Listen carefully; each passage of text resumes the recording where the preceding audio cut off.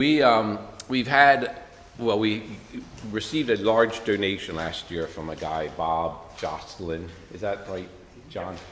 Jocelyn? Yeah. And doubled our fund to about $500,000. And so we have decided, Lynn Jones put together a ad hoc committee, and we set up a plan, and we've decided that board has decided to donate $30,000 this year, three $10,000 grants to a local, and this is probably the key part too, a local charity that ideally we may be able to have a service component with the club. And so I am kind of cheerleading that along and seeing it along, and am looking for suggestions on donations we could make. And we're going to look at that list once. I've already had 4 suggestions, and we'll look at that in November, and then we'll ask for more information from those, whoever we decide makes sense, and then we'll go through hopefully a pretty simple, efficient process to award those funds in the April timeframe. So I guess the reason I'm here is if you have any particular charity that you think we should donate to, please see me, give me the name, email me, and we'll consider them as in the next month or so. Thank you. Thank you, Eric.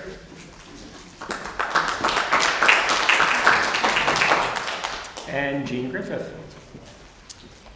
Just here to remind everybody that we're going to be doing our Flags for Hero install on Saturday, October 25th. So this coming Saturday at the riverfront, 9 a.m. I will have donuts and coffee and water. Just bring your muscles to carry some flags. Could use some younger help as well. So if you've got kids or grandkids that want to come out, we can assign some volunteer hours for them. And again, our efforts are also to raise money for the Food Bank of Delaware Children's Backpack Program. So if you haven't donated and would like to, you can go on. There's a QR code on tables. But we're looking forward to seeing lots of happy faces. The weather looks nice to get our flags in the ground. 9 o'clock, we're down at the Draco Plaza, which is near the Planet Fitness. Thank you so much. Thank you, Jean. So remember, speaking of our delicious lunches here, remember there's a lot of kids out there who don't know where the next meal is going to come from. So we've got a list up here starting for some donations, and maybe I'm not sure if it's going to scroll or not, but we've made some pretty good progress. We're now closing in, I think, on $35,000 pledged or given. So, we still got a ways to go, but we're already making an impact. So, again, this is all going to go to the Food Bank of Delaware Backpack Program, along with a smidge to the Travis Manion Foundation to support veterans. So, just keep that in mind, folks. Thank you. And we've got next up is Thorpe.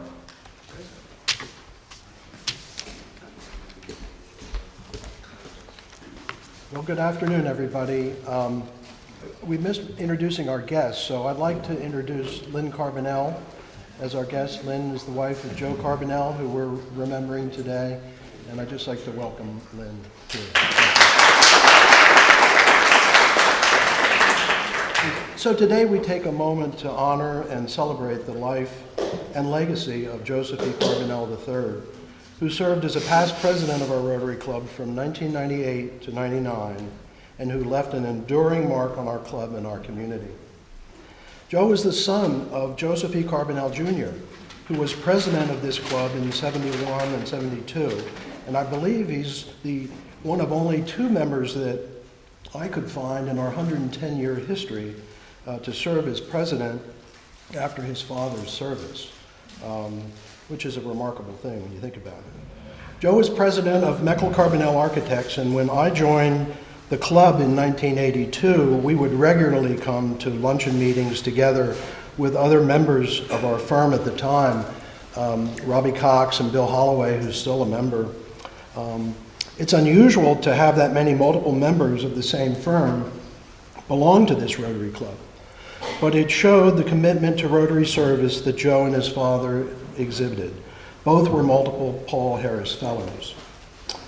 Joe is dedicated as well to other community organizations where he played a leadership role, including the Delaware chapter of the American Institute of Architects, the Historical Society of Delaware, community housing, Gilpin Hall, the Ronald McDonald House, and the Pennsbury Township Commission. For many years, Joe was a member of the University of Virginia's Delaware Jefferson Scholarship Committee, whose meetings he would host in the offices of Meckel Carbonell on the Wilmington riverfront. And speaking of the riverfront, it's very apropos today that we have the theater company with us. Joe was heavily involved in the genesis of the redevelopment plan and was a partner in the development of some of the earliest projects, including the Delaware Theater Company and the restoration of a 19th century warehouse into One Avenue of the Arts, which served as the offices of Meckel Carbonell as well. As an architect, he was involved in the design of many local landmark buildings, including corporate headquarters, several projects at the University of Delaware, the Delaware Center for Horticulture, and late in his career, renovations at the Wilmington Institute Free Library. Joe started his career with Hugh Stubbins in New York City, where he was a member of the design team that designed the Citicorp Tower in Midtown Manhattan. As a Rotary, I borrow from his wonderful and meaningful obituary penned by his family by recalling his Rotary loyalty by attending Rotary meetings in various cities throughout Europe on a family trip in 1978. The family's notes also mentioned that when his daughter Serena traveled alone to Hong Kong, Australia, and India in 1994, Joe placed a Rotary pin on her bag, knowing its worldwide significance and respect from anyone who noticed it would be wonderful, and that's very special.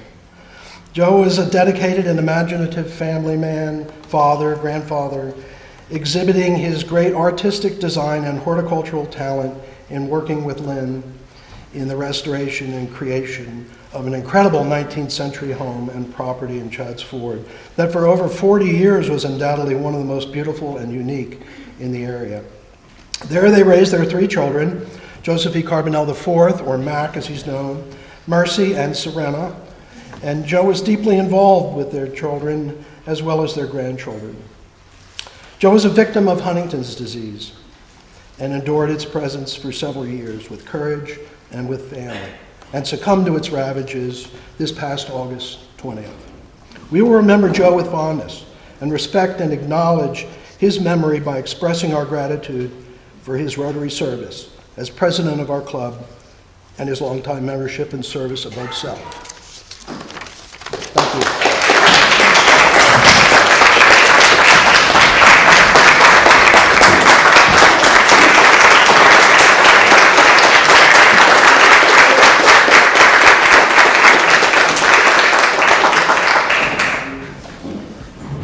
Thank you, Thor. And Lynn, so glad you could be here today with us to celebrate his memory. With that, our Sergeant at Arms today is Margie Pruitt. And do we have any, I know we do we have any, well, first of all, do we have any visiting Rotarians? I don't know about that. All right, do we have any visiting guests? I think you got one right behind you, Margie. Today my son Ryan is here with us. He is in 6th grade at an independent school and doesn't have school today for parent-teacher conferences.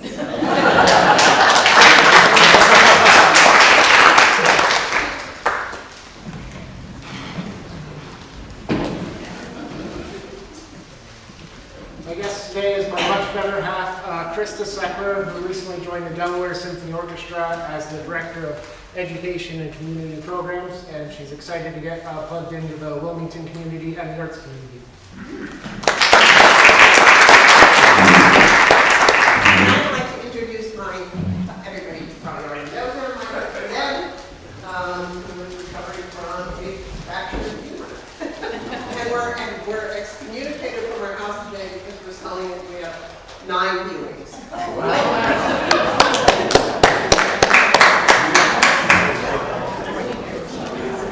Before I call our program chair, Carrie, up to introduce the table and get things off, I want to just say I had not historically been a very big theater attender. My wife loves musicals, but never really went to a lot of shows.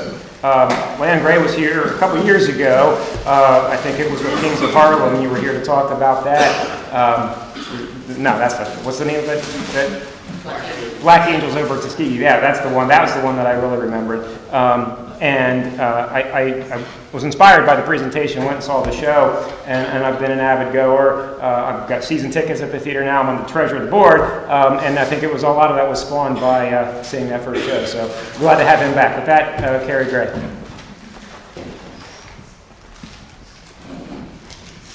Thank you, President Mike. It's my pleasure as not only program chair today, but also past president of the board of Delaware Theater Company and a current board member for the theater company to introduce our program today. So at our head table, President Mike, also Secretary Thorpe, Jean Griffith, who also is a board member for Delaware Theater Company, Candace Buchanan, who is the new managing director at Delaware Theater Company. Give a wave, Candace. We're thrilled to have her on the team. And our speakers today, so I will take a moment to introduce them. Mimi Warnick is the artistic director for Delaware Theater Company. She was raised in the Philadelphia area, learned a whole lot in Boston, and today is based in Wilmington, but can also be found in Philly and New York City. Mimi holds a Bachelor of Fine Arts in Directing from Emerson College, and she has an extensive background developing and directing musical theater, new works, plays, and theater in general. She is drawn to directing stories that close the gap between humans. Statistically, people are 99% alike, but we are obsessed with defining how and why the 1% separates us. Mimi believes art is a question that challenges the norm, and live storytelling is an answer, or a gateway to another world that can inspire us to make our reality more open and inclusive. Leon Gray is dedicated to creating and directing stage plays that capture the essence of diverse cultural movements. Originally from Louisiana, Leon relocated to Los Angeles in 2000 and quickly made a name for himself as one of the city's top playwrights, earning an impressive 60 awards and nominations. Leon's play, Black Angels Over Tuskegee, about the Tuskegee Airmen, was not only a hit at Delaware Theater Company, but has become a global hit and is currently on tour around the world. It has even been performed privately for several NFL teams. Welcome, Mimi and Leon.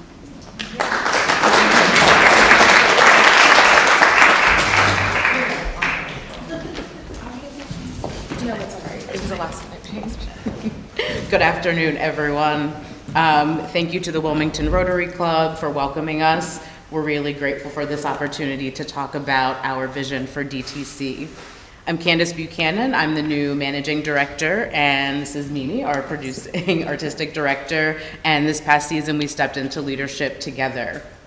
Mimi brings a deep artistic vision grounded in storytelling that reflects our times and our community.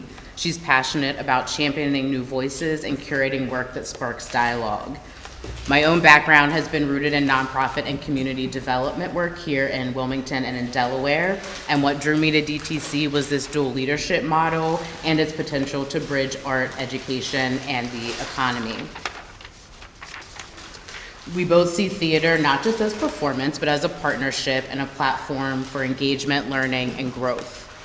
As new leadership, our commitment is to preserve what people love about DTC, the professional, high-quality theater, while opening the doors even wider to invite in new audiences and new investment into Wilmington's creative economy. We have a strong foundation, 45 years of history and impact, and we see this moment as the next chapter where artistic excellence and community relevance can go hand in hand. We're looking forward to furthering the mission of DTC through connecting audiences, nurturing creativity, and enriching Delaware's civic life. And now Mimi will share a little bit more about our season, and to the next slide. Thank you. That's so lovely. Oh, perfect. Good afternoon, everyone. Thank you so much for having us. It's a real honor and pleasure to be here. Like I said, many introductions. My name is Mimi Warnick, and I came to DTC about a little over a year ago, working with previous leadership, Matt Silva, on how to make Delaware Theater Company continue its fantastic legacy. Something that you may know, 2 leaders ago, Bud Martin, around 2012, really took the theater into new heights in terms of its producing practices. Not only is it championing local and regional playwrights, but national playwrights. We're very lucky at DTC that we are a home not to just nurture work in its beginning stages, but testing work for larger commercial markets, and this year for Broadway. So it's very funny, and I think this is why Candace and I, one of our big things is, when I was previously working in New York or even just being at home in Philadelphia, everybody knew where Delaware Theater Company was. But then sometimes when you're talking to people just in our own city here in Wilmington, they have no idea. And so what's the question with that? So I think over the past 15 years, and obviously throughout the past 46 years, DTC has created quite the legacy and reputation for itself on a regional and national scale. Producers in the West End in London, New York, Chicago, LA, and Atlanta know if they want a cool space with fantastic audiences to develop their work, the Wilmington Riverfront is actually where it's at. However, we need to tell our local people where it's at. So as Candace mentioned, that is definitely probably the pillar and main mission as we move forward. The theater is in a great place when it comes to producing work, but now we just need our own people to come and see it. So this year, we are already begun. Spinner was a new play by sports writer Ray Didinger, a longtime WIP reporter for the Eagles. Very excellent, yes. And we just finished that up a few weeks ago. It had to do with a hockey player on the Toronto Maple Leafs in the 1970s, Brian Spinner Spencer. It's kind of like a thriller, father-son. I also really called it a very unique and deeply profound love story, despite having, athletic and sports themes. We're also just very athletic this year at the theater. We have Girls of Summer, which opened last night for its first preview and opens officially on Saturday evening. Leon Gray, as many have already mentioned, is here and he'll speak a little bit more on his work. But it has to do with the all African American Girls Baseball League in the 1940s. Then this winter, for the holiday season, we'll be doing Shrek the Musical. It's exactly what you think, and if it isn't, it's better. It obviously takes place off of the DreamWorks movie from the early 2000s, but around 2010, a massive Broadway musical was made for it. And the music is some of my favorite, and I do this for a living. So please think about joining us for that. It's a family-friendly situation. And then this spring, truly in true fantastic DTC fashion, we are presenting 2 brand new musicals on a very, very, very large scale. This winter, we're welcoming a large commercially enhanced, which means this has its eyes set on Broadway, Glory Ride by Todd and Victoria Buchholz. They were part of the original team that produced Jersey Boys, so they know what they're talking about. And Glory Ride takes place in World War II Italy, specifically Florence. In the 1938 Tour de France winner, Gino Bartoli, was approached by the Cardinal of Florence since he was a celebrity, the people at the border, the Nazis, the fascists, they would not stop him because he was a celebrity. So he was approached by the church to bring over passports, smuggle people on his bike through the Tuscan Hills. So it's a very historical musical, but it's excellent. It had a really cool run in London last year, highly regarded. So it was actually a huge honor when they picked to develop their last American run with us at DTC. So definitely look forward to that. And then this spring, we're closing out with a more homegrown, brand new musical, The Checkerboard Watch. And it has to do with sea shanties and slave spirituals. It takes place in the 1860s, and it's about sailors on a clipper ship during the height of the Australian gold rush, and how, just deal with it. And very exciting, and it's kind of a dramatic musical, but ultimately, through a lot of research, it was found that during the War of 1812, England freed all of its slaves. And so in this money period of, transatlantic trading in the 1830s to 1860s, a lot of people were on these boats together for the very first time in the very same roles. And they got to talk a lot, and they got to transfer culture. And so when you think of, how Harlem tap and Celtic Irish step dancing, or, American folk music and, religion just in general, especially when it came to the Americas in the late 1800s, all of that happened on these boats. And so basically, long story short, I'm a part of this show. And so in the pandemic, I was, going through my grandmother's Celtic and Gaelic hymns and lullabies, more importantly, bar songs. And I was like, what can I do with these? It's maybe make the Philadelphia, Mid-Atlantic, Delaware, South Jersey Irish musical.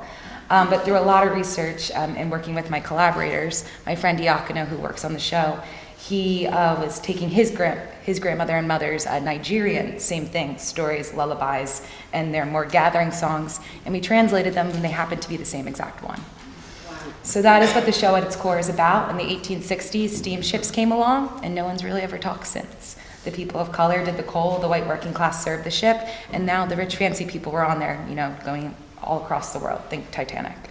And so that is really what the show at the end of the year focuses on. This year, when we were creating this theme last year, it's about ordinary people being in extraordinary situations. I think every single one of these shows does that.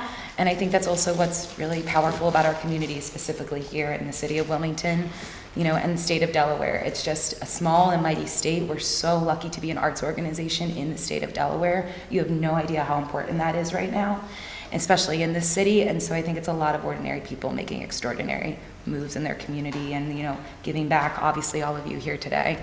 So definitely come down and see us, tell your people. I'll bring Candace back a little bit to kind of talk about like our action steps and our call to action here. But basically, we just want you to come and have a good time and bring friends. But yes, thank you so much.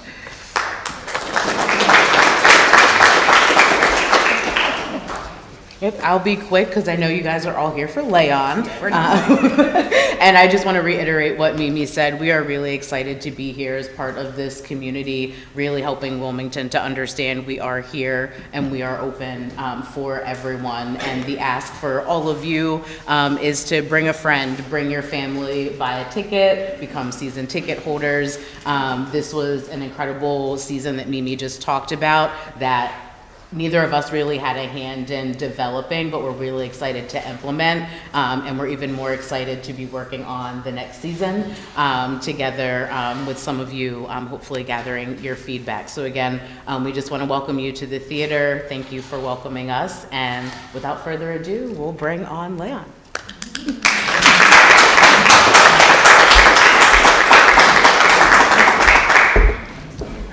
Hello, everyone. Hello. Perfect. Yeah. That was for me. Good afternoon. Thank you all so much for having me back. I remember we brought Black Angels over to Tuskegee here a few years back, and then the next season we brought Kings of Harlem, which was a basketball play. And DTC in the community here in Wilmington has truly, oh wow, that's nice. Yes. Wow. Truly welcome us back in. I'm so excited to be bringing this new piece here to Wilmington. I wrote this play a few years ago, and you guys remember League of Their Own? Okay, there's a scene in the movie to where this young black girl stands up in the stands and she tosses the ball back to the field, and everyone say, wow, man, this girl has strength. And it dawned on me in that moment, like, were there black girls who played in this league? And then doing the research, it was the 1940s, and you realize it didn't happen because it didn't happen also for the men. And I was like, wow, this would be interesting to actually see if girls did play. And I found out that a few women had joined the Negro Leagues later on in the year, but I knew I wanted to make a story centered around that All-American Girls Professional Baseball League. So that created the Girls of Summer. So I knew I wanted it to be something different, something unique. And as you all come to see the show, it's a mystery told through flashback. The coach has vanished, she's gone. So this young reporter comes into Chicago to interview the players on the team to see what happened to the coach. So through flashback, we see how, I don't want to say she was mean, because we all know these tough, hard-nosed coaches and parents who really don't want to give us true tough love. She's that type of person, but throughout the show, there are some things that may be true or may not be true. Not wanting to give away the whole storyline of the play, but it's a journey ride. It's laughter, it's tears, it's dancing, it's singing, and I truly think you will enjoy it. The thing you have to pay attention because it's told out of structure. We call it non-linear, so whereas you may see the ending of the play first and then see the beginning later on in Act 2. So it's set up that way to take you guys on this incredible journey. So I truly, truly hope you come out to see the show. I'm getting a look at these photos. These are nice. Okay. So, wow, yeah. So I hope you guys truly come out and see the show and take this journey. We're running November, we had our first preview last night, and we're running to November 9th, Wednesdays through Sunday. So tell your friends, bring everyone to come and see this incredible journey. It's a beautiful ride, and I'm so excited to be back here. Thank Mimi, thank DTC, and thank all of you guys for always inviting me back to speak. Thank you.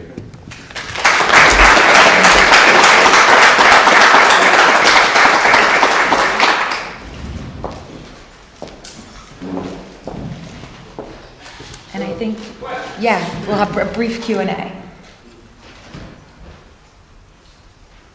Mimi, I was wondering if you could just tell us a little bit about the educational piece and how you put together a particular package for this show to bring our students in, because that's a whole other component. Yeah, I'd say that's probably the most important thing. So as most of you probably know, Delaware Theater Company is a nonprofit, and so we obviously produce shows and have a production model that's pretty close to the commercial side of things in life, revenue streams and everything. So it really makes us a nonprofit, and an institution is our educational programming and sector. So when it comes to, we have, our education programs when you think of like learning theater for the youth, or, the high school students camp, young playwrights, and et cetera. But something that I think is really special about what DTC does and puts so much time and effort into it is its student matinee programs and kind of the curriculum packages and packets that go with each show. So you're really lucky when you have a playwright and producer like Leon, who's so generous with his time and the cast's time, because all the cast on Thursdays, Thursday evenings, or on student matinees, which happen around 10:30, so around 12 o'clock, they all come out and talk to these young students and to our communities and really give the behind the scenes. Now for me, as someone who does this for a living, the show's great, but I want to know what's happening behind the curtain. You know what I mean? Like, I still need to produce Hard Knocks for theater. And so it's that kind of experience that, really shows the youth, not necessarily, we're not trying to, advertise, be an actor on Broadway. Some can do that, that's awesome, can't be me. But it's also like, what about public speaking skills? What about history? What about community? The same skills you get on being on a soccer team you can find in theater. And so having those discussions, and from especially the youth's point of view, is really, really important. And then also just getting out into our community, going to the Boys and Girls Clubs, going to gathering spaces in churches. When it comes to the more like pieces later this year, it's like getting out into the community, being on the greenways for the bicycles, going into the Italian American Society, really embracing, opening our doors and embracing the community and bringing them in. So I would say it's our biggest priority that we have, a whole other production essentially, education-wise, for each production. And we take that incredibly seriously. And like Candace said, we're planning next year right now, and I wish it could all be Shreks and Chicagos and Cinderellas. But the thing is, that's not good for, the future. We have to create and cultivate the next generation of theater goers and learners and educators. So we also have to find pieces that really meet not only the Delaware state standards of education, we're very big on that, what bills are being passed, what curriculum is being added, but also telling new stories that no one's heard about before, and hopefully like Girls of Summer, and hopefully that inspires more research and ultimately like more open-mindedness. I'm going to piggyback off your outreach part, because that plays into my question. So, Mama Girls and P.S. Hadestown this weekend at Ursuline for schools. Absolutely. To do it, and I hear it's really awesome.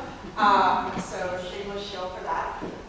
But with the outreach, it sounds like yes, you're going to reach out. I was thinking the entire American League. I'm thinking you have Irish dancers, world class, world champ Irish dancers. That was me. I get it. They'll be in touch. Do schools know to reach to you, or are you actively reaching out to them? Great question. So our Director of Education, Director of Learning and Community Engagement, Allison Sands, who's not here with us today, she is very, very good in terms of reaching out to the schools. And I think something I really love about Allison's plan, she joined us about a year ago as well, is that yes, focusing on Newcastle County and Wilmington, but also the whole state. And what does that mean in terms of finding transportation and opportunities for all students to come up here? So yes, we're definitely going into the schools. Something also incredible that she did, that she actually emailed Candace and I about yesterday. She created a tiered student matinee ticketing system that she created on her own through her years of expertise. And so Title I schools are paying $2.50 a ticket, while a private school may be paying $15 a ticket. And so how that can balance and subsidize each other, and also ultimately is great revenue for the theater as well. And so really making sure that we're meeting schools where they're at, reaching out to them, cultivating with their, and I think that's the most important thing, meeting schools and teachers and educators where they're at. She's currently talking to a lot of educators right now on what's their summer reading, what kind of books can we do, or Greek mythology or Norse things, in our programming next year, so that we can really integrate that type of thing. However, we can always be better, and I think that's also where, as we enter this next chapter, and that was what was really key, hiring Candace this past summer as a leader in the nonprofit space in Wilmington, and not working in the theater before, and the performing arts, and being more in community programming and youth education and youth representation. So I think that's definitely going to be a priority as we move forward, in addition to what we were already doing. Thank you. I'll take the privilege of having the mic. First of all, I would second how lucky you are to have Candace. Having worked with her before, I think she's marvelous, and I don't know you yet, but I will, and I've seen you. Love. Speaking engagements. And this is really just a comment to the club. For you and friends who have not gone to this, don't shy away from the plays that you've never heard of, because they are unbelievable. I wept after Spinner. I wept. I don't even like hockey. But it was extraordinary, and the same with the plays that Leon has done previously. Just don't not go because you've never heard of it. You know. Yeah, I echo that, truly. Yeah, no, but truly the whole reason I left my 10 years on Broadway a year ago was because of DTC and its willingness to do new work in a time where it's not that, popular, and theaters across the country cannot do it. However, there's this gem subscriber audience that has been around forever and continues to grow that wants new work. They actually got mad when I programmed Shrek. They were like, we don't like that. We can go somewhere else for that. And I'm like, I hear you, but I love it. And so it was a selfish choice. No, I'm kidding. But it's true that the fact that we can have a season in 2025 when the arts are so much in question, and I know the Eagles and concert tickets and Lincoln Financial and all this, they're selling out better than ever, right? So a lot of theaters are bending a little bit of a knee when it comes to programming to really get people through the door. We are so lucky at DTC that we do not have to do that because of our community. People, like you said, want to come for the new work. So please, yes, take that chance. And kind of dive in. Last year, the musical that we closed with, Stompin' at the Savoy, another enhanced musical that was looking for a commercial transfer, a lot of producers came that opening weekend, like literally from across the country, Broadway people. And the show, I'll let you in on an inside scoop, very early in its developmental process. I don't know if it should immediately have transferred. It was because of the audience reaction, the Wilmington Delaware Theater Company reaction, that it's in Chicago this coming fall. Producers were just astounded by how people were so excited and welcoming, and they got the bid. And then, they got a $10 million budget to do their show in Chicago this September. Not because of the work, I can guarantee you. They had to go back and change a lot, but it was because of how much our audiences loved it. And so I think that really just is the test of what DTC is. And, I've only been here for a year, Candace only literally a few weeks. But this has been around for a very, very long time, and our job is to really, carry on the legacy that has been created in that way, but also put on a new twist. Yeah, cool. Thank you so much. Wait, one more question. Oh. We got a couple minutes if you're okay. You mentioned talking about kind of behind the scenes. So I'm curious if you have a story or two, whether it's like literally behind the scenes, or maybe just sort of what goes on, in the operation of the theater that the average person here just might not know about. Yeah. I'd say probably the biggest thing is that just everything's a year to 18 months in advance. Like, it's really exciting to do this season because we've been talking about it for so long, but truly, like, my brain right now is only thinking about the year 2027. And so how far in advance things have to be figured out. But I think it's really cool. I think there's a lot of great stuff. I can speak on the Checkerboard Watch personally because I've created it. But it's like, I got to go to the coast of Wales and sit on a boat with fishermen for 2 days. You know what I mean? And really figure out, like, okay, how does this boat look? And I got all the measurements, I got all the materials, I figured out what they did, and I sent it to a scenic designer, and she's creating it off of that. You know what I mean? So I think when it comes to cool experiences, like those situations, I think something that was really, really cool that we did this year was Spinner, the play we just completed. So Ray Didinger is obviously a sports journalist, for those of you that don't know, and a very, very famous and celebrated writer. In his own right, he wrote Tommy and Me, which has been around in the area for the past 10 years, so this is his new play. I think something that's really cool about that is being with a writing legend, and he wouldn't mind that I said 79 years old, and every night staying up till midnight with him doing rewrites. because we thought we had the play as we started rehearsals on August 26th, but then we added 6 very talkative, big opinionated actors, and it really did change. And so really getting the script changing on a daily basis. I can tell you the theater is not saving trees, with all of our printing and everything like that. But really seeing how things change in the room on every leg of the race, I think is kind of the coolest part. There's other stories I'll tell you later, and those are more snafus. Mimi, thanks again to you and Candace and Leon for being with us today. Can I ask a question about the enhanced productions?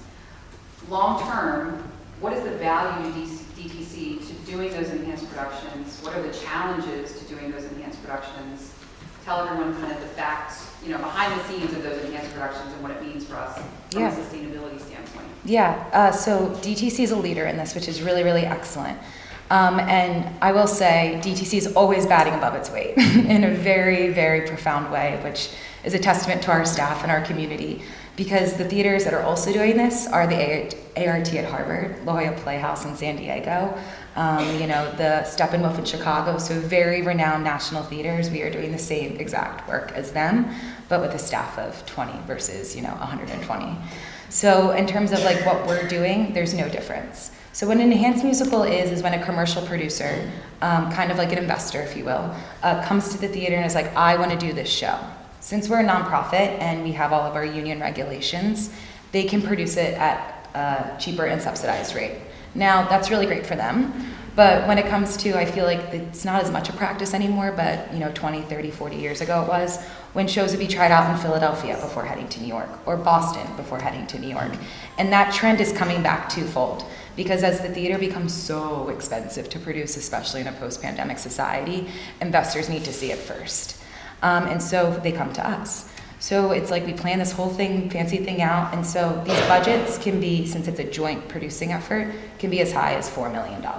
So that is huge for our theater and showing where we are on the map and the kind of work that we're producing. Because a Spinner, the budget was $150,000. So you can just really tell the tale on that type of situation. All the actors are Broadway caliber, many Broadway credits. We cast and rehearse in New York. And then about 300 people come down. This year it's going to be February 3rd through March 9th. All take down Wilmington. They all come in, they stay at the Hyatt, they stay at the Homewood Suites, and they put on this show and they test it. So in terms of our budget, it makes us really operate at an incredibly high level. We get to do a lot of cool things that not a lot of other theaters get to do right now. But also the work and caliber, it's, theaters don't compete against each other, they're just in different lanes, but it's kind of what's gonna be at the Grand, in 5 years. It's actually happening at Delaware Theater today. So that's kind of the comparison. It's the Broadway shows before they hit to Broadway, and then the touring houses, they take it after Broadway. So we're just kind of the first stop. Can you talk about the residuals? Oh, and the residuals, which is really key, is that when you are a producing partner at the very beginning, we get to negotiate how much we want to take for the future. And so, probably not many of you, but if you're a theater person and you open up a script that's published, on Glory Ride, it will say Delaware Theater Company produced it in 2026, and we get to take those checks as, they move forward. And what's really great and why producers want to come to us is that it's been a success over the past 15 years, and a lot of our operating revenue comes from those residual checks as shows are literally on the globe. We did Here You Come Again, a Dolly Parton story about 4 years ago. We love the Australian tour right now. We're big fans. We're always sending them love, just to have a little bit more money in our bank. Cool. Awesome. Yeah. I was about to say that. Yeah. Go ahead. No, go ahead. Cool. Speaking of Ray Didinger. Yeah, speaking of Ray Didinger, one last thing. So about a year ago when I was talking to him about Spinner, he's like, Mimi, I have to tell you something, but because it's kind of bad karma, but they asked me to start writing the Eagles Super Bowl encyclopedia in the event that they're going to win. And this was in October. And I was like, Ray, that's crazy. I was like, I wouldn't write that if I were you, but it's a 600-page book, and it's a big coffee table book. And thankfully they won. And so, which is very exciting. So Ray's book came out this week. And so we are hosting a book signing or sign books and a 45-minute talk back with him on Tuesday evening at the theater. It's ultimately a great time to celebrate Ray, the community, sports obviously, but it is a fundraiser for Delaware Theater Company. So we have a few pamphlets and flyers out, so if you want a nice night, just to kind of have joy, camaraderie, be with the community, celebrate sports if that's your thing. If not, it's a great Christmas present from somebody in your life. And it also benefits the theater. So that is Tuesday, the 28th at 7 p.m. Yeah, thank you. Thank you.